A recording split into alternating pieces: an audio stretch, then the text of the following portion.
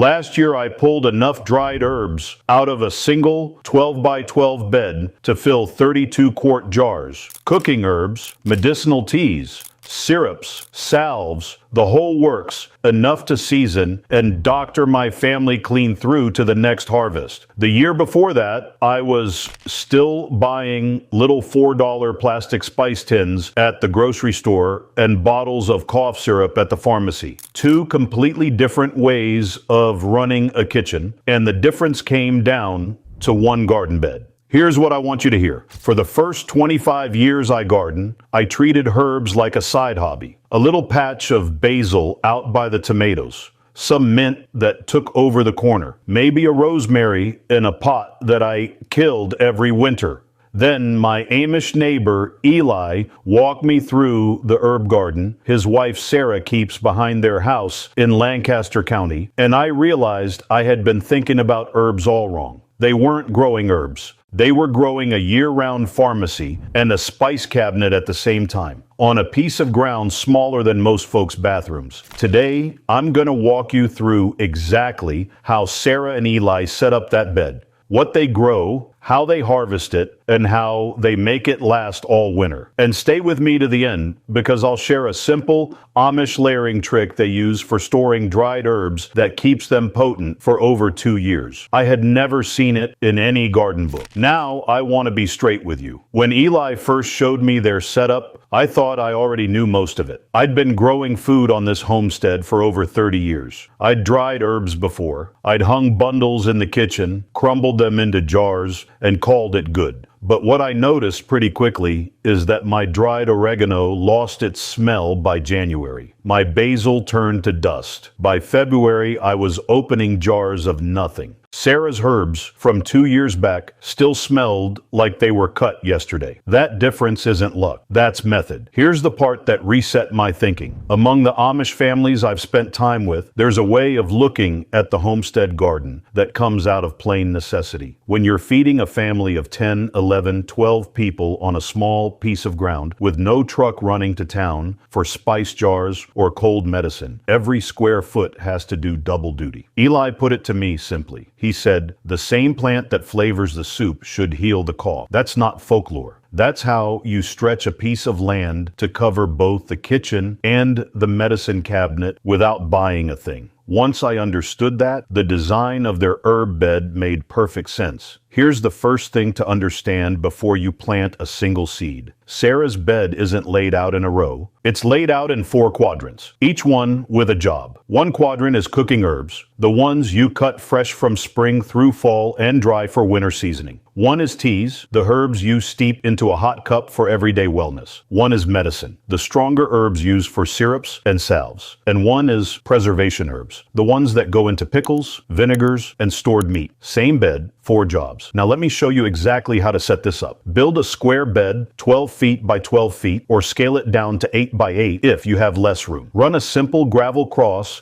down the middle to divide the 4 quadrants and give yourself walking paths. Each quadrant ends up about 5.5 feet square, which is enough room for 6 to 8 herb plants without crowding. The reason this works is that herbs from the same use category have similar water and harvest needs. You'll be cutting your cooking herbs constantly, so they go closest to the kitchen door. Medicine herbs. You harvest once or twice a season, so they go in the back. The layout itself saves you steps, and on a homestead, steps add up. Now here's where the choice of plants really matters. Most folks plant whatever looks pretty at the garden center and end up with a bed full of plants they barely use. The Amish approach is the opposite. Sarah grows 9 herbs and only 9 because each one earns its spot by doing more than one job. In the cooking quadrant, plant Italian flat-leaf parsley, common thyme, and Greek oregano. 2 parsley plants, 3 thyme, and 3 oregano spaced about 12 inches apart. In the tea quadrant, plant peppermint, lemon balm, and chamomile. Now listen carefully on the mint, because this is one Sarah warned me about. Sink a buried plastic pot or a metal ring 12 inches deep around the peppermint, or it will eat the whole bed in one season. I learned that the hard way before she told me. In the medicine quadrant, plant common sage, calendula, and yarrow. Sage handles sore throats and seasons roast meat. Calendula goes into salves for cuts and burns. Yarrow stops bleeding and breaks a fever. In the preservation quadrant, plant dill and garlic chives. Dill for pickles, chives for winter eggs and potato dishes, and both reseed themselves, so you only plant once. Now let's talk about getting them in the ground the right way. Here's where the soil work comes in, and the Amish approach is different from what most herb books tell you. Conventional advice says herbs want poor, rocky soil. That's half right and half wrong. Herbs grown in dead soil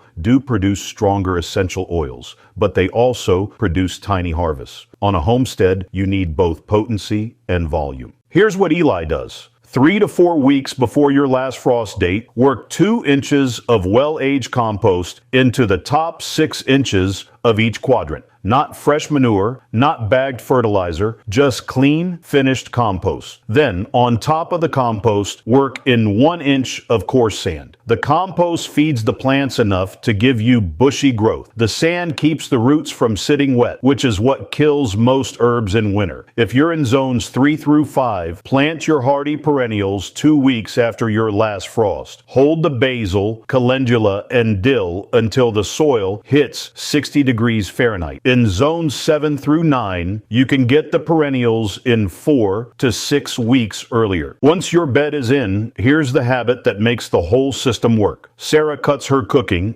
and tea herbs hard, twice a week, all season long. Most home gardeners barely cut their herbs at all, then complain when the plants get woody and bolt. The Amish approach is the opposite. Cut early, cut often, cut by a third every time. Here's exactly how. Once a plant is 6 to 8 inches tall, take a clean pair of scissors and cut the top third off the entire plant, not single leaves. Do this every Tuesday and Saturday morning. The plant responds by sending out 2 new shoots from every cut, which doubles the foliage in about 10 days. By midsummer, your oregano and thyme will be twice the size of any unpinched plant, and the leaves will be tender and full of oil instead of woody. If you're picking up what I'm putting down here, it is called the 30-day Amish self-sufficient garden protocol. And it is everything I have learned from my Amish neighbors over the last 3 decades, organized into a simple day-by-day plan you can start this season.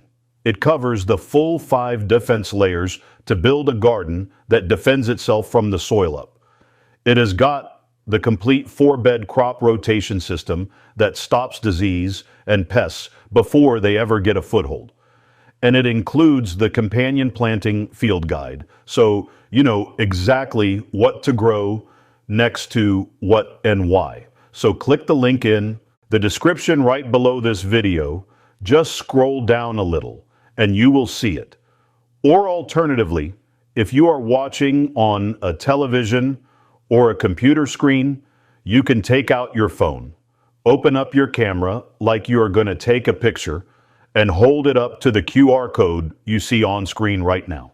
A little link will pop up at the top of your phone screen. Just tap that, and it will bring you right to the guide. No typing, no searching. Either way works. I think it is the best investment you can make in your garden this year.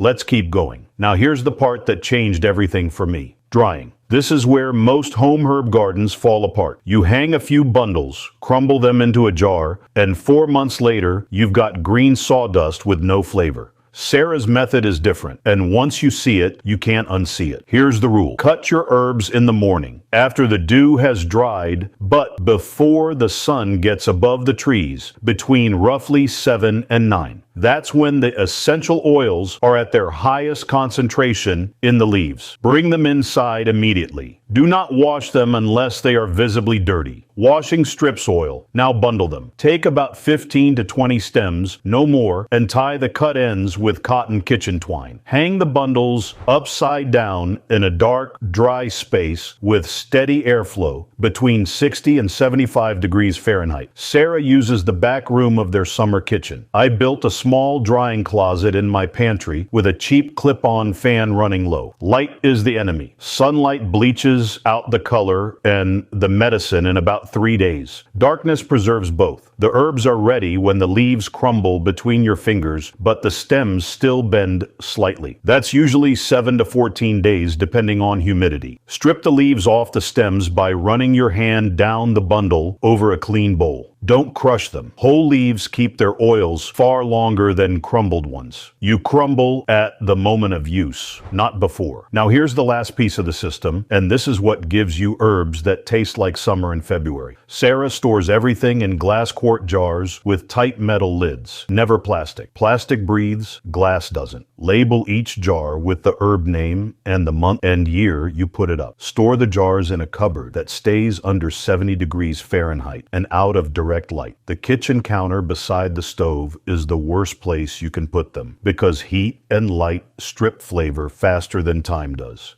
Here are some patterns I see in homestead gardens, things I did myself for years that the Amish approach handles differently.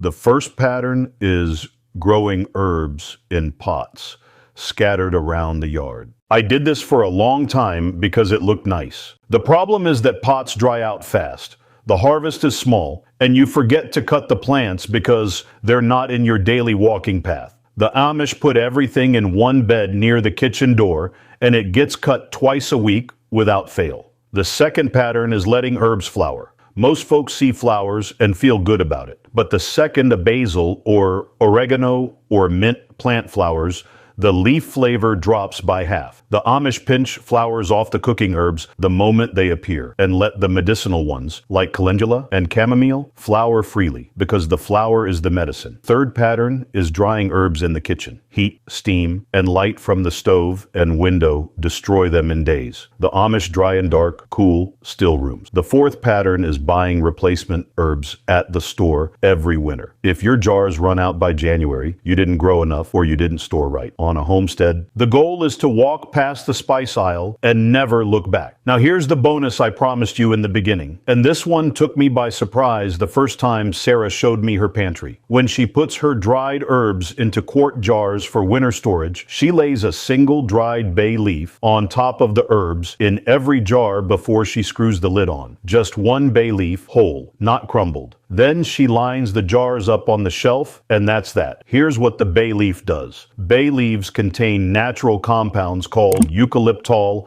and linalool that repel pantry moths, weevils, and any little insect that might find its way into your jar. They also slow oxidation of the herb oils inside, which is the main reason dried herbs lose flavor over time. Sarah's dried oregano from 2 years ago still smells like fresh-cut oregano, and the bay leaf is a big part of why. Replace the bay leaf once a year when you do your fall storage rotation. That's it, 1 leaf per jar. If today gave you a clear picture of what a real homestead herb garden looks like, I want to put one more thing in your hands. It is called the 30-Day Amish Self-Sufficient Garden Protocol, and it is everything I have learned from my Amish neighbors over the last 3 decades, organized into a simple day-by-day plan you can start this season.